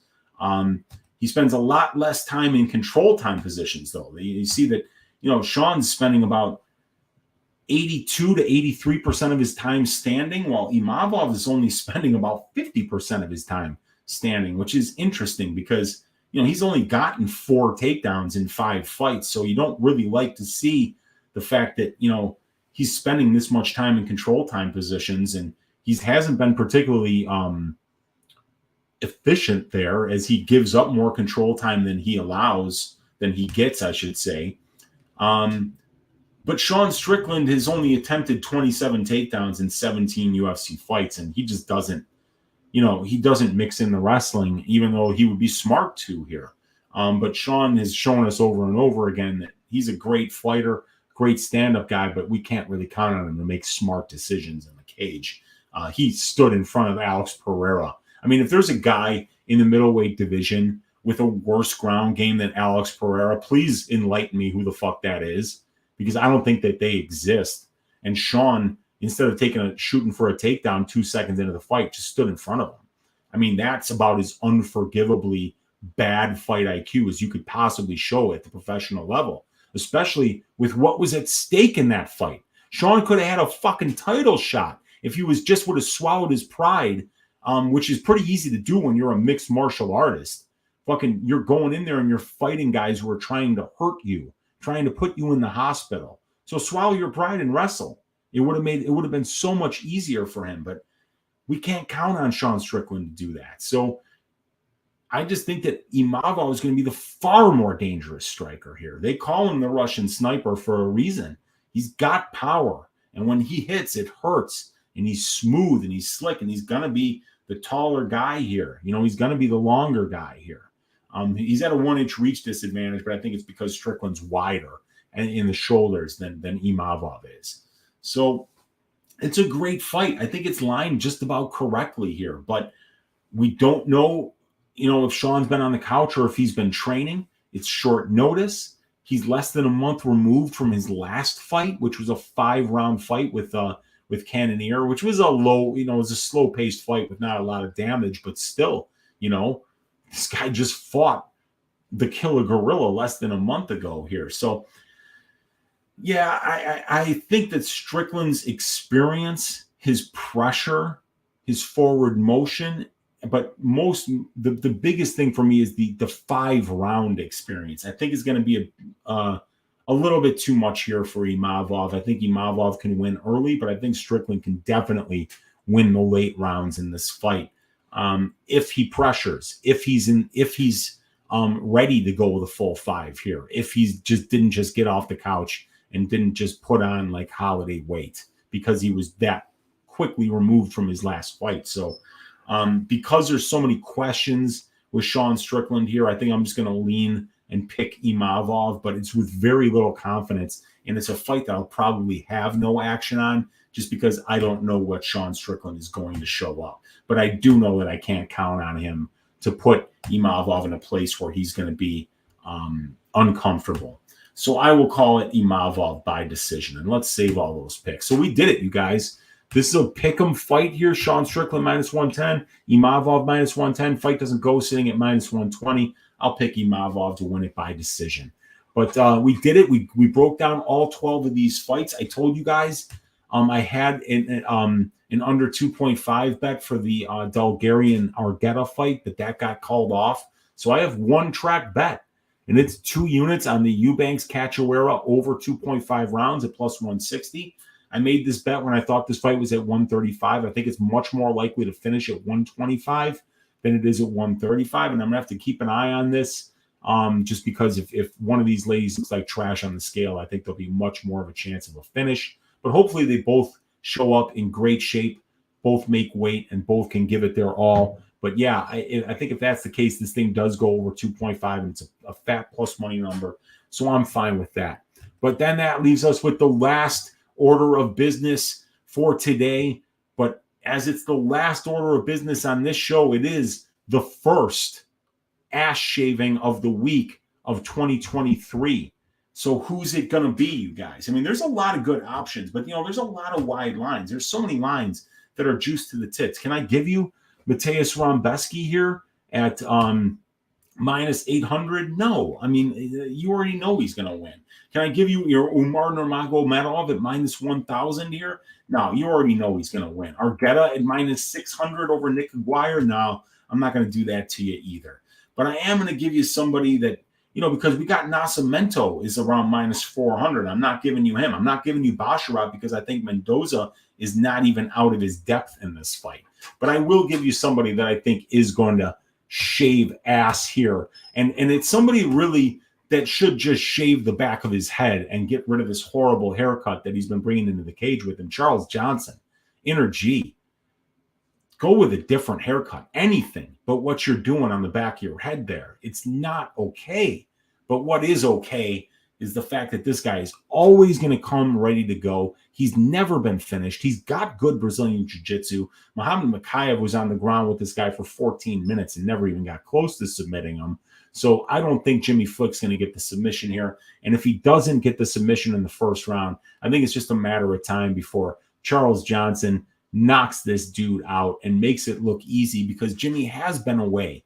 You know, Jimmy walked away from this sport voluntarily, and he's not a young flyweight here. And, you know, Johnson has had 4 fights since Jimmy Flick fought last. And, you know, a couple of those fights were 5-rounders. So Johnson's the way better striker here. He's the way better and more conditioned athlete. He's faster. He's got a lot more power on the feet. And I think when he starts putting his hands together, he's going to get Jimmy Flick out of there, and he's going to leave him knocked out in the second or the third round. And that is Uncle Weezy's ass shaving of the week, the very first one for 2023. So let's get it done inside the distance, Charles Johnson. And that's probably going to be one of the legs of the 4-legger here, as we'll go with a Charles Johnson inside the distance, which right now is about -130. So not a bad line, you know, because Jimmy Flick has been finishing 4 of his 5 losses inside the distance.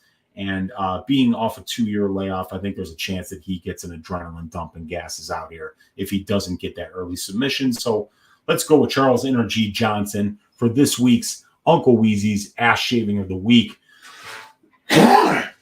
Oh, God, excuse me, guys.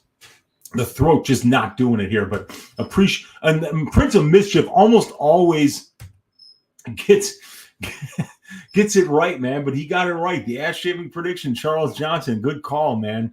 Who got into a accident? What happened here? Jackson did do Sabatini dirty. Yeah, my guy Danny Betts in the room. What's up, dude? My guy Cody in the room. Let's see here. Let's see. Somebody said that somebody got into an accident, man. What happened? Soriano KO decision, -140 in round 2 KO. That's my prediction, the round 2 KO plus 650. Like it, Danny. 2 units Roman. Okay. Roman is not good off his back foot. Jackson did do Sabatini dirty. Yeah. Immaculate Time saying we back. Didn't Sean crash his motorcycle recently? I saw a media upload. I did not hear that, but okay, there we go. Yeah, Sean O'Malley. Damn, Strickland crashed a motorcycle and had a serious accident. Had some time off, and then when he came back after the motorcycle accident, it was -185. So you're talking about Sean Strickland, not Sean O'Malley. Got it. All right, you guys. Appreciate all you guys for hanging out tonight on the first episode of Just the Tip. Still 66 of you guys hanging out here. Let's go, Charles Johnson. Let's cash a bunch of bets this week for UFC Vegas 67 and stack them up high like flapjacks with syrup and butter. Join the Patreon if you haven't already. Hit that thumbs up on your way out. Hit that subscribe on your way out. I'll be right back here on this channel tomorrow, 10 o'clock Central Time for Ask Weezy. You can ask me questions about any of the fighters on this card, any of the stats, any of the prop template stuff. And I will also be on the Pub Sports Radio channel tomorrow, 6 o'clock Central Time for the DFS show with my guys Gordo Gambles, DFS by the Numbers, and Monk Maddox, where we're going to kick off another contest here in 2023 to see which one of us can accrue the most DraftKings points over the course of the year. We will see you guys tomorrow. God bless each and every one of you, and let's stack cash tickets like flapjacks for UFC Vegas 67. Good night to each and every one of you. Take care.